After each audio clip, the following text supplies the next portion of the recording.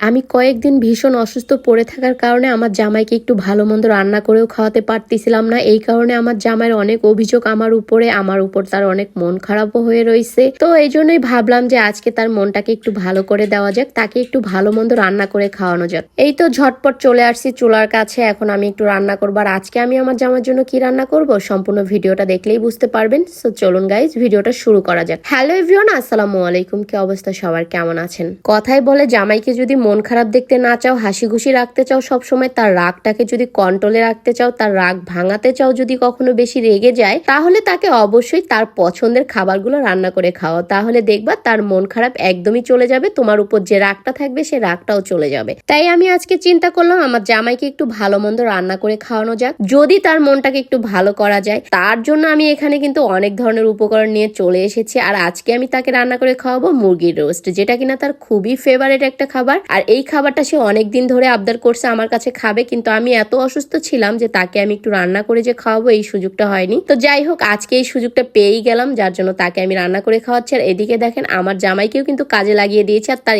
Style দেখে তো আমি হাসতে হাসতে পারছি না। ওকে বলেছে আমাকে একটু সাহায্য করার, তার সাহায্য করার স্টাইল দেখে তো আমার মাথা পুরাই নষ্ট। এটা দেখে তো আমি অনেক বেশি হাসলাম এতক্ষণ ধরে। আমি একটু বাসমতি চাল ভিজিয়ে রেখেছিলাম, কারণ আমি বাসমতি চালের আজকে ভাত রান্না করব।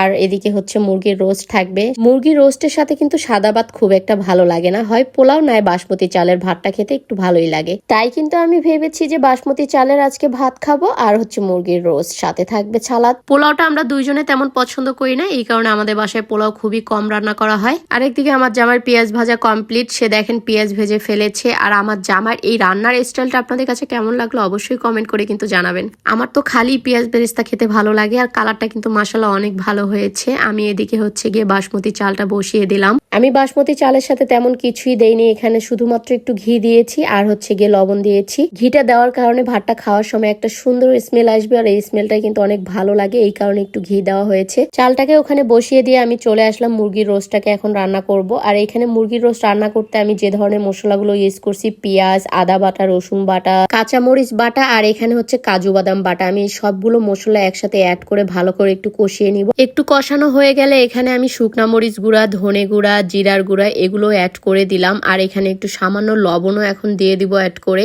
এখন আমি সবকিছুর মধ্যে অ্যাড করব হচ্ছে টক দইটা। টক দইটা কিন্তু মুরগির রোস্টের সব থেকে বেশি ইম্পর্টেন্ট একটা জিনিস, এটা কিন্তু দিতেই হয়। আর মুরগির রোস্টের মধ্যে টক দই দিলে কিন্তু খেতে মুরগির রোস্টটা অনেক বেশি ইয়ামি হয়। টক দই দেওয়ার পরে হালকা একটু কষিয়ে আমি টমেটো সস অ্যাড করে দিলাম। টমেটো সসটা দেওয়ার কারণে কিন্তু মুরগির রোস্টে একটা ফ্লেভার আসবে সুন্দর, প্লাস হচ্ছে কালারটা অনেক ভালো দেখা যাবে। আরেকদিকে আমার বাসমতি চালের ভাত হয়ে গিয়েছে, এখন আমি এটাকে মারগেলে উঠিয়ে নিব। মুরগির রোস্টের মশলাগুলো মোটামুটি কষানো হয়ে গেছে, আমি এখানে একটা লেবু অ্যাড করে দিলাম, প্লাস এখানে হচ্ছে মুরগির রোস্টের মশলা দিয়ে দিলাম, রাঁধুনি মশলা যেটাকে বলে। এই মশলাটা দেওয়ার পরে আমি এখানে একটু চিনি অ্যাড করে দিলাম। দেন আমার এখন মোটামুটি সবকিছু কমপ্লিট দেওয়া। ভালোভাবে আরেকটু কষিয়ে আমি এখানে এখন মুরগিগুলোকে ছেড়ে দিব। মুরগিগুলো হালকা করে ভেজে রেখেছিলাম, এখন ভাজা মুরগিগুলো আমি এখানে ছেড়ে দিলাম। এখন কিছুক্ষণ হালকা করে লেড়ে চেড়ে তারপরে আমি এখানে অ্যাড করে দিব দুধ। আমি কিন্তু আজকে মুরগির রোস্ট রান্নাতে কোনো ধরনের পানি ইউজ করিনি, আমি দুধ দিয়ে মুরগির রোস্টটা পুরোটাই রান্না করব। যেহেতু মুরগির রোস্ট আপনাদের ভাইয়া বলে হালকা মিষ্টি মিষ্টি হলে তার খেতে নাকি ভালো লাগে রোস্টটা, এই জন্য আমি হালকা মিষ্টি মিষ্টি করেই মুরগির রোস্টটা করে দিব। টক মিষ্টি জাল সবকিছু মিলিয়ে আজকে মুরগির রোস্টটা রান্না করা হয়েছে। জানি না কেমন হয়েছে, আপনাদের ভাইয়া খাওয়ার পরে ওপিনিয়ন দিবে, আপনারা দেখতে থাকুন। আসলে কেমন হয়েছে সেটা আপনাদের ভাইয়ের কাছ থেকেই শুনবো আমরা। মুরগির রোস্টের কালারটা দেখতে কিন্তু মাশাআল্লাহ অনেক বেশি সুন্দর হয়েছে। আর একটা মজার ব্যাপার কি জানেন,